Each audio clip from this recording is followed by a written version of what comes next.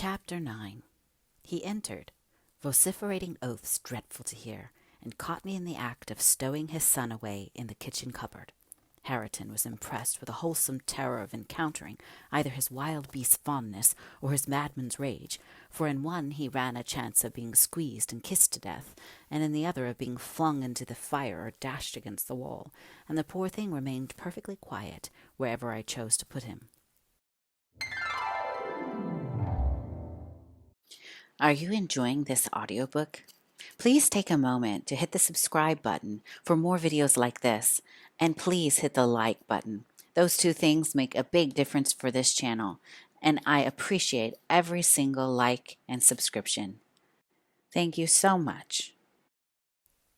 There, I've found it out at last, cried Hindley, pulling me back by the skin of my neck like a dog. By heaven and hell, you've sworn between you to murder that child.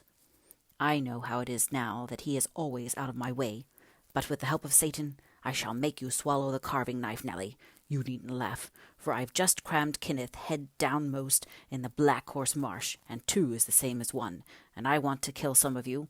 I shall have no rest till I do. But I don't like the carving knife, Mr. Hindley, I answered. It has been cutting red herrings. I'd rather be shot, if you please. You'd rather be damned, he said, and so you shall. No law in England can hinder a man from keeping his house decent, and mine's abominable. Open your mouth. He held the knife in his hand, and pushed its point between my teeth, but for my part, I was never much afraid of his vagaries. I spat out, and affirmed it tasted detestably.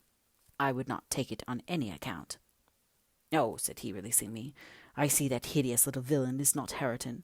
I beg your pardon, Nell. If it be, he deserves flaying alive for not running to welcome me, and for screaming as if I were a goblin. Unnatural cub, come hither. I'll teach thee to impose on a good-hearted, deluded father. Now, don't you think the lad would be a handsomer cropped? It makes a dog fiercer, and I love something fierce. Get me scissors, something fierce and trim. Besides, it's infernal affectation, devilish conceit it is, to cherish our ears. We are asses enough without them. Hush, child, hush. Well, then, it is my darling. Wish dry thy eyes. There's a joy. Kiss me. What? It won't?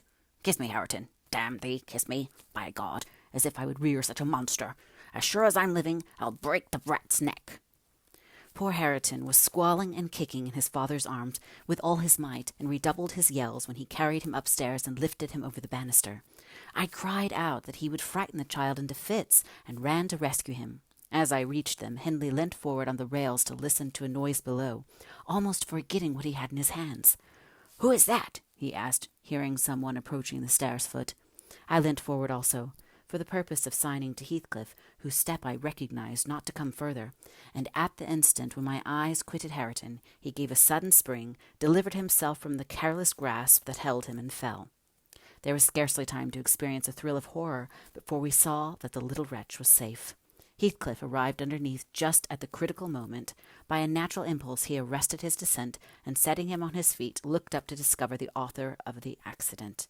A miser who had parted with a lucky lottery ticket for 5 shillings, and finds next day he has lost in the bargain £5,000, could not show a blanker countenance than he did on beholding the figure of Mr. Earnshaw above.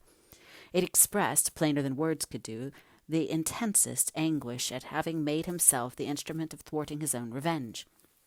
Had it been dark, I dare say he would have tried to remedy the mistake by smashing Hareton's skull on the steps, but we witnessed his salvation, and I was presently below with my precious charge pressed to my heart. Hindley descended more leisurely, sobered and abashed. "It is your fault, Ellen," he said. "You should have kept him out of sight. You should have taken him from me. Is he injured anywhere?" "Injured?" I cried angrily. "If he is not killed, he'll be an idiot. Oh, I wonder his mother does not rise from her grave to see how you use him. You're worse than a heathen, treating your own flesh and blood in that manner." He attempted to touch the child, who, on finding himself with me, sobbed off his terror directly. At the first finger his father laid on him, however, he shrieked again louder than before, and struggled as if he would go into convulsions. "You shall not meddle with him," I continued. "He hates you. They all hate you. That's the truth. A happy family you have, and a pretty state you are come to." "I shall come to a prettier yet, Nelly," laughed the misguided man, recovering his hardness. "At present, convey yourself and him away, and hark you, Heathcliff, clear you two quite from my reach and hearing. I wouldn't murder you tonight, unless perhaps I set the house on fire, but that's as my fancy goes." While saying this, he took a pint bottle of brandy from the dresser and poured some into a tumbler. "Nay, don't," I entreated. "Mr. Hindley, do take warning. Have mercy on this unfortunate boy if you care nothing for yourself." "Any one will do better for him than I shall," he answered. "Have mercy on your own soul," I said, endeavoring to snatch the glass from his hand. "Not I. On the contrary, I shall have great pleasure in sending it to perdition, to punish its maker," exclaimed the blasphemer. "Here's to its hearty damnation." He drank the spirits and impatiently bade us go, terminating his command with a sequel of horrid imprecations too bad to repeat or remember. "It's a pity he cannot kill himself with drink," observed Heathcliff, muttering an echo of curses back when the door was shut. "He's doing his very utmost, but his constitution defies him. Mr. Kenneth says he would wager his mare that he'll outlive any man on this side Gimmerton, and go to the grave a hoary sinner, unless some happy chance out of the common course befall him."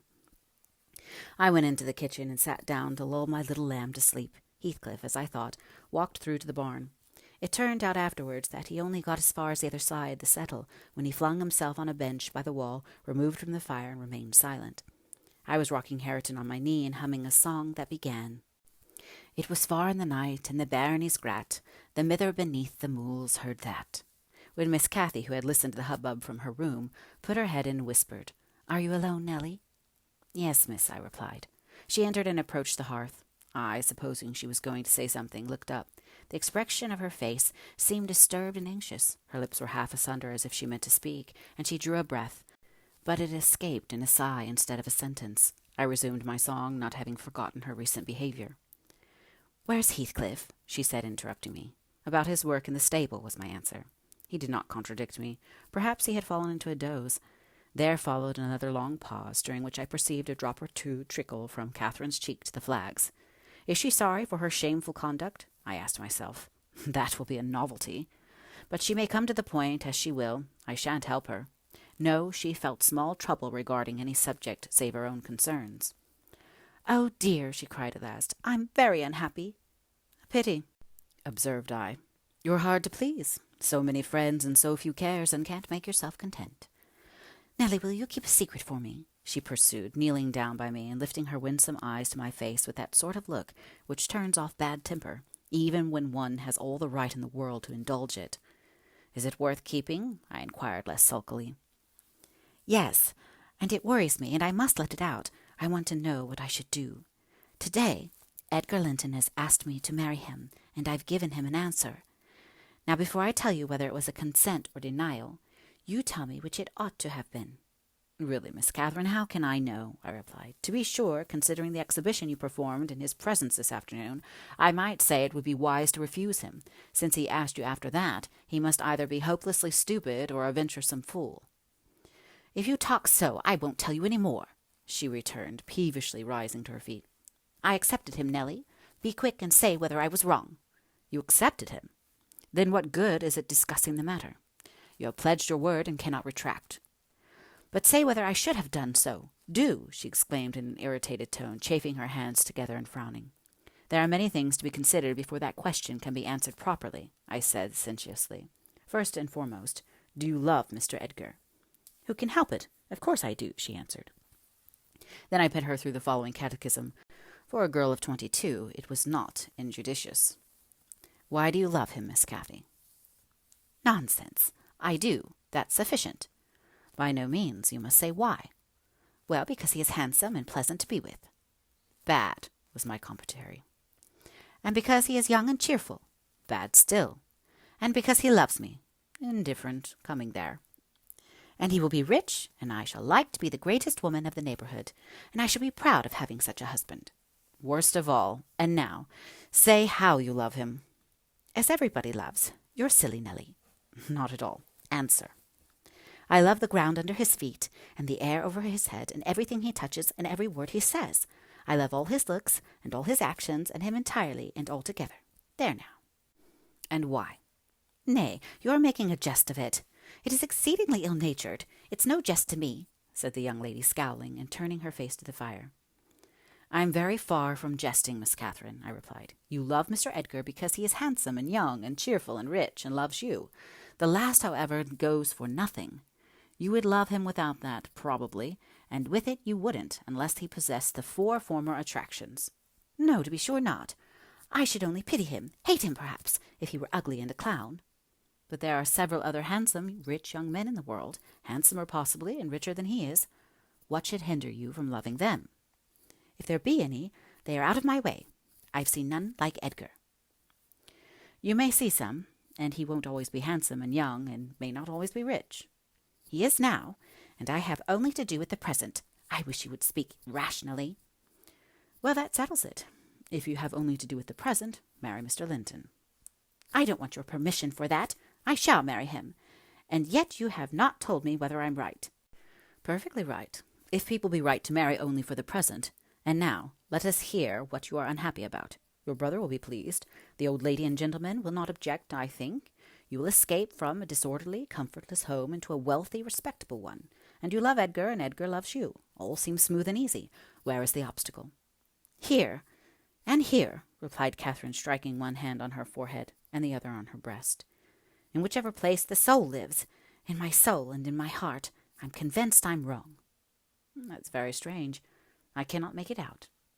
It's my secret. But if you will not mock at me, I'll explain it. I can't do it distinctly, but I'll give you a feeling of how I feel. She seated herself by me again. Her countenance grew sadder and graver, and her clasped hands trembled. Nellie, do you never dream queer dreams? She said suddenly, after some minutes' reflection. Yes, now and then, I answered. And so do I. I've dreamt in my life dreams that have stayed with me ever after, and changed my ideas. They've gone through and through me, like wine through water, and altered the color of my mind. And this is one. I'm going to tell it, but take care not to smile at any part of it. Oh, don't, Miss Catherine, I cried. You're dismal enough without conjuring up ghosts and visions to perplex us. Come, come, be merry and like yourself. Look at little Hareton. He's dreaming nothing dreary. How sweetly he smiles in his sleep. Yes, and how sweetly his father curses in his solitude. You remember him, I dare say, that he was just such another as that chubby thing, nearly as young and innocent. However, Nellie, I shall oblige you to listen. It's not long, and I've no power to be merry tonight. I won't hear it, I won't hear it, I repeated hastily. I was superstitious about dreams then, and am still, and Catherine had an unusual gloom in her aspect that made me dread something from which I might shape a prophecy and foresee a fearful catastrophe. She was vexed, but she did not proceed. Apparently taking up another subject, she recommenced in a short time. If I were in heaven, Nellie, I should be extremely miserable. Because you are not fit to go there, I answered. All sinners would be miserable in heaven. But it's not for that. I dreamed once that I was there. I tell you I won't hearken to your dreams, Miss Catherine. I'll go to bed, I interrupted again. She laughed and held me down, for I made a motion to leave my chair. This is nothing, she cried. I was only going to say that heaven did not seem to be my home, and I broke my heart with weeping to come back to earth, and the angels were so angry that they flung me out into the middle of the heath on the top of Wuthering Heights, where I woke sobbing for joy. That will do to explain my secret, as well as the other. I've no more business to marry Edgar Linton than I have to be in heaven, and if the wicked man in there had not brought Heathcliff so low, I shouldn't have thought of it. It would degrade me to marry Heathcliff now, so he shall never know how I love him, and that, not because he's handsome, Nellie, but because he's more myself than I am. Whatever our souls are made of, his and mine are the same, and Linton's is as different as a moonbeam from lightning or frost from fire. Ere this speech ended, and I became sensible of Heathcliff's presence. Having noticed a slight movement, I turned my head and saw him rise from the bench and steal out noiselessly. He had listened till he heard Catherine say it would degrade her to marry him, and then he stayed to hear no further. My companion, sitting on the ground, was prevented by the back of the settle from remarking his presence or departure, but I started and bade her hush. "Why?" she asked, gazing nervously round. "Joseph is here," I answered, catching opportunely the roll of his cartwheels up the road, "and Heathcliff will come in with him. I'm not sure whether he were not at the door this moment." "Oh, he couldn't overhear me at the door," said she. "Give me Hareton while you get the supper, and when it is ready, ask me to sup with you. I want to cheat my uncomfortable conscience, and be convinced that Heathcliff has no notion of these things. He has not, has he? He does not know what being in love is." "I see no reason that he should not know as well as you," I returned. "And if you are his choice, he'll be the most unfortunate creature that ever was born. As soon as you become Mrs. Linton, he loses friend and love and all. Have you considered how you'll bear the separation, and how he'll bear to be quite deserted in the world? Because, Miss Catherine—" "He quite deserted? We separated!" she exclaimed with an accent of indignation. "Who is to separate us, pray? They'll meet the fate of Milo. Not as long as I live, Ellen, for no mortal creature. Every Linton on the face of the earth might melt into nothing before I could consent to forsake Heathcliff. Oh, that's not what I intend. That's not what I mean. I shouldn't be Mrs. Linton were such a price demanded. He'll be as much to me as he has been all his lifetime. Edgar must shake off his antipathy and tolerate him at least. He will when he learns my true feelings toward him. Nelly, I see now you think me a selfish wretch, but did it never strike you that if Heathcliff and I married, we should be beggars? Whereas if I marry Linton, I can aid Heathcliff to rise and place him out of my brother's power." "With your husband's money, Miss Catherine?" I asked. "You'll find him not so pliable as you calculate upon, and though I'm hardly a judge, I think that's the worst motive you've given yet for being the wife of young Linton." "It is not," retorted she. "It is the best. The others were the satisfaction of my whims, and for Edgar's sake, too, to satisfy him. This is for the sake of one who comprehends in his person my feelings to Edgar and myself. I cannot express it. But surely you and everybody have a notion that there is, or should be, an existence of yours beyond you. What were the use of my creation if I were entirely contained here? My great miseries in this world have been Heathcliff's miseries, and I watched and felt each from the beginning. My great thought in living is himself. If all else perished, and he remained, I should still continue to be, and if all else remained, and he were annihilated, the universe would turn to a mighty stranger. I should not seem a part of it. My love for Linton is like the foliage in the woods. Time will change it, I am well aware, as winter changes the trees. My love for Heathcliff resembles the eternal rocks beneath, a source of little visible delight, but necessary. Nelly, I am Heathcliff. He's always in my mind, not as a pleasure, any more than I am always a pleasure to myself, but as my own being. So don't talk of our separation again. It is impracticable, and—" She paused and hid her face in the folds of my gown, but I jerked it forcibly away. I was out of patience with her folly. "If I can make any sense of your nonsense, miss," I said, "it only goes to convince me that you are ignorant of the duties you undertake in marrying, or else that you are a wicked, unprincipled girl. But trouble me no more secrets. I'll not promise to keep them." "You'll keep that?" she asked eagerly. "No, I'll not promise," I repeated. She was about to insist when the entrance of Joseph finished our conversation, and Catherine moved her seat to a corner and nursed Hareton while I made the supper. After it was cooked, my fellow servant and I began to quarrel who should carry some to Mr. Hindley, and we didn't settle it till all was nearly cold. Then we came to the agreement that we would let him ask if he wanted any, for we feared particularly to go into his presence when he had had some time alone. "And how isn't that nowt come in for to fill by this time? What is he about? Girt idle seat," demanded the old man, looking round for Heathcliff. "I'll call him," I replied. "He's in the barn, I've no doubt." I went and called, but got no answer.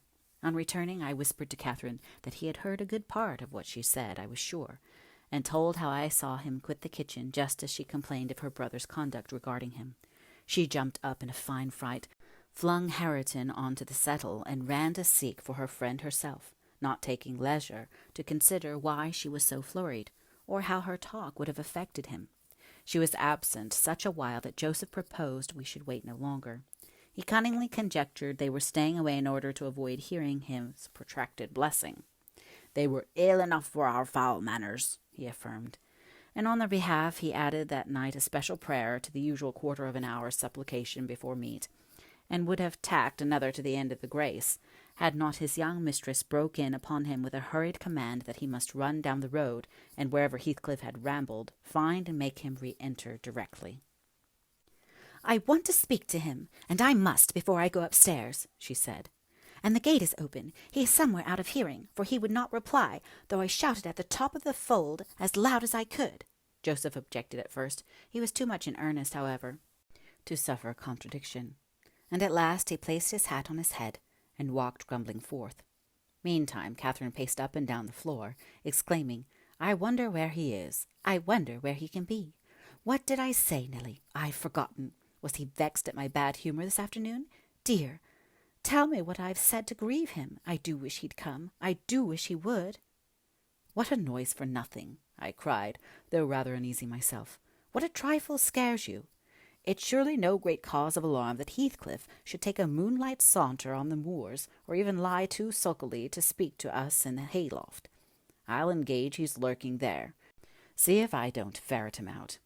I departed to renew my search. Its result was disappointment, and Joseph's quest ended in the same. "Yon lad gets waur and waur," observed he on re-entering. "He's left the gate at full swing, and Miss Ponies have trodden down 2 rigs o' corn and plottered through right over into meadow. Hawsome diver to measter. I'll play to devil to morn, and he'll do weel. He's patience itself with such careless off-felled craters. Patience itself he is. But he'll not be so allus. Y'all see, I know ye. Y'all mustn't drive him out of his head for nowt." "Have you found Heathcliff, you ass?" interrupted Catherine.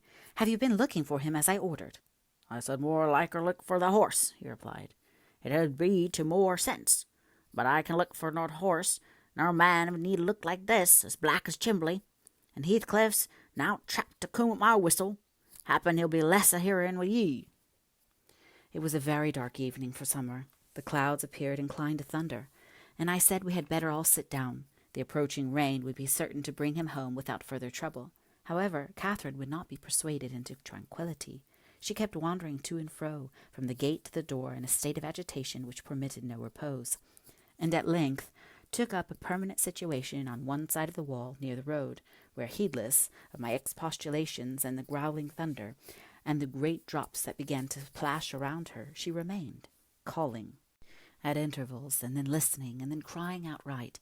She beat Hareton, or any child, at a good passionate fit of crying. About midnight, while we were still sat up, the storm came rattling over the heights in full fury. There was a violent wind as well as thunder, and either one or the other split a tree off at the corner of the building. A huge bough fell across the roof and knocked down a portion of the east chimney stack, sending a clattering of stones and soot in the kitchen fire. We thought a bolt had fallen in the middle of us, and Joseph swung on to his knees, beseeching the Lord to remember the patriarchs Noah and Lot, and as in former times spare the righteous, though he smote the ungodly. I felt some sentiment that it might be a judgment on us also. The Jonah in my mind was Mr. Earnshaw, and I shook the handle of his den that I might ascertain if he were yet living. He replied audibly enough, in a fashion which made my companion vociferate more clamorously than before, that a wide distinction might be drawn between saints like himself and sinners like his master. But the uproar passed away in 20 minutes, leaving us all unharmed, excepting Cathy, who got thoroughly drenched for her obstinacy in refusing to take shelter, and standing bonnetless and shawlless to catch as much water as she could with her hair and clothes. She came in and lay down on the settle, all soaked as she was, turning her face to the back, and putting her hands before it. "Well, miss," I exclaimed, touching her shoulder, "you are not bent on getting your death, are you? Do you know what o'clock it is? 12:30. Come to bed. There's no use waiting any longer on that foolish boy. He'll be gone to Gimmerton, and he'll stay there now. He guesses we shouldn't wait for him till this late hour. At least he guesses that only Mr. Hindley would be up, and he'd rather avoid having the door opened by the master." Nay, he's doing at Gimmerton," said Joseph. "It's never wonder but he's at the bottom of a bog hoyle. This visitation weren't for nowt, and I would have you look out, miss. You mun be next. Thank heaven for it all worked together for good, as them is chosen, and piked out for the rubbish. You know where the Scripture says," and he began quoting several texts, referring us to chapters and verses where we might find them. I, having vainly begged the wilful girl to rise and remove her wet things, left him preaching and her shivering, and betook myself to bed with little Hareton, who slept as fast as if everyone had been sleeping round him. I heard Joseph read on while afterwards, when I distinguished his slow step on the ladder, and then I dropped to sleep. Coming down somewhat later than usual, I saw by the sunbeams, piercing the chinks of the shutters, Miss Catherine still seated near the fireplace. The house door was ajar too. Light entered from its unclosed windows. Hindley had come out, and stood on the kitchen hearth, haggard and drowsy. "What ails you, Cathy?" he was saying when I entered. "You look as dismal as a drowned whelp. Why are you so damp and pale, child?" "I've been wet," she answered reluctantly, "and I'm cold, that's all." "Oh, she is naughty," I cried, perceiving the master be tolerably sober. "She got steeped in the shower of yesterday evening, and there she has sat the night through, and I couldn't prevail on her to stir." Mr. Earnshaw stared at us in surprise. The night through, he repeated. What kept her up? Not fear of the thunder, surely. That was over hours since. Neither of us wished to mention Heathcliff's absence as long as we could conceal it, so I replied I didn't know how she took it into her head to sit up, and she said nothing. The morning was fresh and cool. I threw back the lattice, and presently the room filled with sweet scents from the garden. But Catherine called peevishly to me, "Ellen, shut the window. I'm starving," and her teeth chattered as she shrank closer to the almost extinguished embers. "She's ill," said Hindley, taking her wrist. "I suppose that's the reason she would not go to bed. Damn it! I don't want to be troubled with more sickness here. What took you into the rain?" "Running after the lads, as usual," croaked Joseph, catching an opportunity from our hesitation to thrust in his evil tongue. "If I were you, master, I'd just slam to boards their faces on 'em, gentle and simple. Never a day till you're off. But yon cat o' Linton comes sneaking hither, and Miss Nelly, she's a fine lass. She sits watching for you to kitchen, and as you're in at one door, he's out at t'other, and then where grand lady goes a courting off her side. It's bonny behaviour lurking among fields after 12 tonight, with that foul, flaysome devil of a gypsy Heathcliff. They think I'm blind, but I'm knowing. Now to start. I seed young Linton both coming and going, and I see ya," directing his discourse to me. "Ya good for nowt, slatternly witch. Nip up and bolt into the house the minute you heard the maester's horse fit flatter up to road." "Silence, eavesdropper!" cried Catherine. "None of your insolence before me. Edgar Linton came yesterday by chance, Hindley, and as it was, I who told him to be off, because I knew you would not like to have met him as you were." "You lie, Cathy, no doubt," answered her brother, "and you are a confounded simpleton. But never mind Linton at present. Tell me, were you not with Heathcliff last night? Speak the truth now. You need not be afraid of harming him, though I hate him as much as ever. He did me a good turn a short time since. That will make my conscience tender of breaking his neck. To prevent it, I shall send him about his business this very morning, and after he's gone, I'd advise you to all look sharp. I shall only have the more humour for you." "I never saw Heathcliff last night," answered Catherine, beginning to sob bitterly. "And if you do turn him out of doors, I'll go with him. But perhaps you'll never have an opportunity. Perhaps he's gone." Here she burst into uncontrollable grief, and the remainder of her words were inarticulate. Hindley lavished on her a torrent of scornful abuse and bade her to get her room immediately, or she shouldn't cry for nothing. I obliged her to obey, and I shall never forget what a scene she acted when we reached her chamber. It terrified me. I thought she was going mad, and I begged Joseph to run for the doctor. I proved the commencement of delirium. Mr. Kenneth, as soon as he saw her, pronounced her dangerously ill. She had a fever. He bled her, and he told me to let her live on whey and water gruel, and take care she not throw herself downstairs or out the window. And then he left, for he had enough to do in the parish, where 2 or 3 miles was the ordinary distance between cottage and cottage. Though I cannot say I made a gentle nurse, and Joseph and the master were no better, and though our patient was as wearisome and headstrong as a patient could be, she weathered it through. Old Mrs. Linton paid us several visits, to be sure, and set things to right, and scolded and ordered us all, and when Catherine was convalescent, she insisted on conveying her to Thrushcross Grange, for which deliverance we were very grateful. But the poor dame had reason to repent of her kindness. She and her husband both took the fever and died within a few days of each other. Our young lady returned to us saucier and more passionate and haughtier than ever. Heathcliff had never been heard of since the evening of the thunderstorm, and one day I had the misfortune, when she had provoked me exceedingly, to lay the blame of his disappearance on her, where indeed it belonged, as she well knew. From that period for several months she ceased to hold any communication with me, save in the relation of a mere servant. Joseph fell under a ban also. He would speak his mind, and lecture her all the same as if she were a little girl, and she esteemed herself a woman, and our mistress, and thought that her recent illness gave her a claim to be treated with consideration. Then the doctor had said that she would not bear crossing much. She ought to have her own way, and it was nothing less than murder in her eyes for any one to presume to stand up and contradict her. For Mr. Earnshaw and his companion she kept aloof, and tutored by Kenneth in serious threats of a fit that often attended her rages. Her brother allowed her whatever she pleased to demand, and generally avoided aggravating her fiery temper.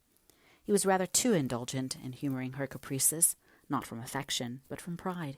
He wished earnestly to see her bring honour to the family by an alliance with the Lintons, and as long as she let him alone, she might trample on us like slaves for aught he cared. Edgar Linton, as multitudes have been before and will be after him, was infatuated.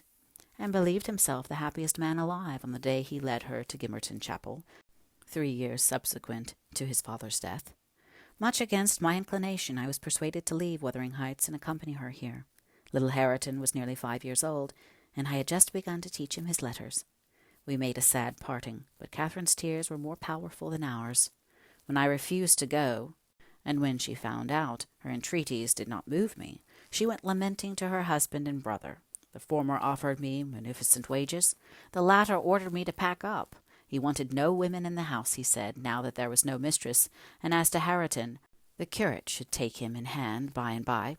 And so I had but one choice left, to do as I was ordered. I told the master he got rid of all decent people, only to run to ruin a little faster. I kissed Hareton, said good-bye, and since then he has been a stranger.